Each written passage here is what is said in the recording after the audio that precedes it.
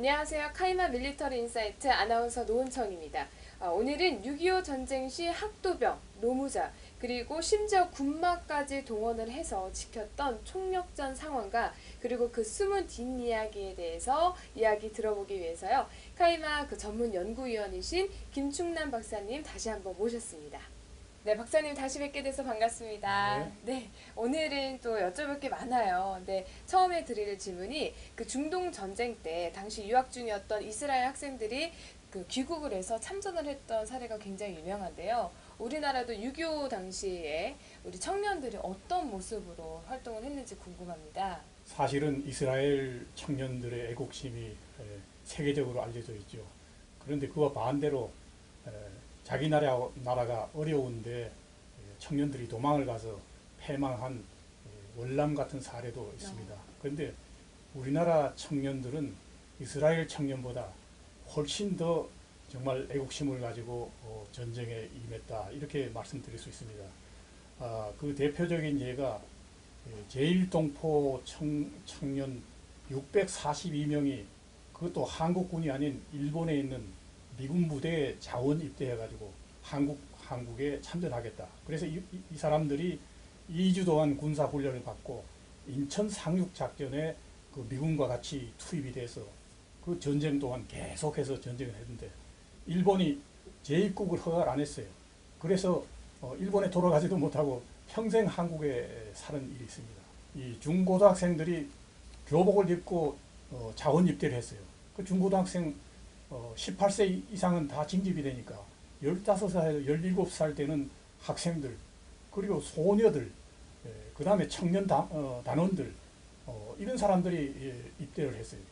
그리고 9월 15일에 인천 상륙작전인데 바로 이틀 전인 9월 13일에 그 포항 북방의 그 장사라는 곳에 학도병 부대 772명이 그 가짜 상륙작전을 했어요. 그건 뭐냐면 북한군으로 하여금 여기에 지금 상륙작전을 하는 모양이라 가지고 그 대구라든가 이제 영천 뭐 이런 데 이제 거기에 아주 밀렸는데 후방을 위협을 하니까 이 북한군이 뒤로 좀 물러나고 거기 이제 보급로가 막히고 혼란이 생겼어요. 이 상륙작전 때문에 인천 상륙작전이 사실은 성공을 할 수 있었어요. 그렇군요. 근데 들어보니까 좀 마음이 안쓰럽기도 하고 그 무명 용사하신 분들께 진심으로 경의와 감사를 표현하고 싶어요. 근데 사실 전쟁 당시에는 제가 듣기로는 물자 보급 이런 것도 굉장히 중요하다고 얘기를 들었는데 저희 그 6.25 전쟁 때 지게 부대라는 걸로 이런 물자를 보급했다고 들었어요. 예. 어떤 부대인지 좀 설명 부탁드립니다. 미군 같은 경우에 그 탱크와 장갑차와 그다음 추럭으로 막 이렇게 달려가서 이제 전쟁을 하는데 우리나라는 이 산악이 엄청 많지 않아요. 그런데 수십만의 군대가 산 고지에서 싸우는데 거기에 포탄은 누가 날라주고 거기에 총탄은 누가 날라주고 식량은 누가 날라주는 거예요. 그러니까 이것이 사실은 굉장히 큰 문제인데 한국과 같은 산악지형에서. 그런데 당시에 이제 미군이 와서 이걸 좀 지원을 해달라. 그래서 노무자를 이제 그 요청을 했는데 처음에는 이 노무자들이 짐을 등짐을 지고 이제 산을 올라가고 했어요. 그런데 나중에는 지게를 지고 이제 올라가니까 훨씬 편하게 이제 잘 되니까 사실 그 미군도 지게를 지고 다니고 했어요. 그래서 이 노무자 사단이 5개 사단이 편성이 되는데 그 노무자 사단에는 장교가 한 700명 이상, 그리고 하사관 기관병이 한 1,500명, 그리고 노무자가 2만 명 정도 됐습니다. 그래서 5개 사단이니까 10만 명의 노무자들이 이제 당시에 이 전쟁을 위해서 동원이 됐는데 6.25 전체 30몇만 명의 노무자들이 동원이 됐습니다.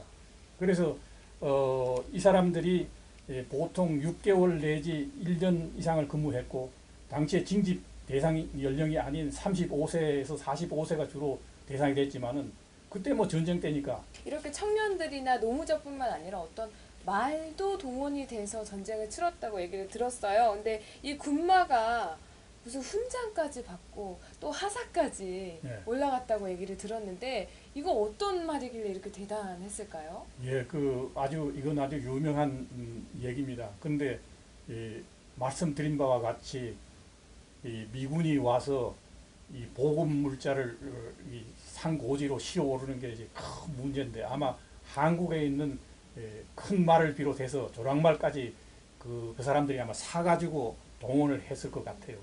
그런데 당시에 서울 경마장에 경주마로 아침해라는 이런 경주마가 있었는데 미 해병 1사단이 이 말을 250달러에 사가지고 이제 미 해병 사단 무반동총이라는 건 아주 그 총이 아니고 상당히 그 큰 규모의 포입니다. 그래서 그 무반동총을 이제 고지로 실어 나르고 특히 53년 3월 달에 미 해병 1사단과 한국 해병 연대가 중공군 2개 사단하고 이제 격전을 벌였는데 이 격전을 벌리는 하루 동안에 5일 동안 전쟁을 했어요. 전쟁을 했는데 하루 동안에 51차례 이 말하자면 짐을 치러 나르고 이렇게 했습니다.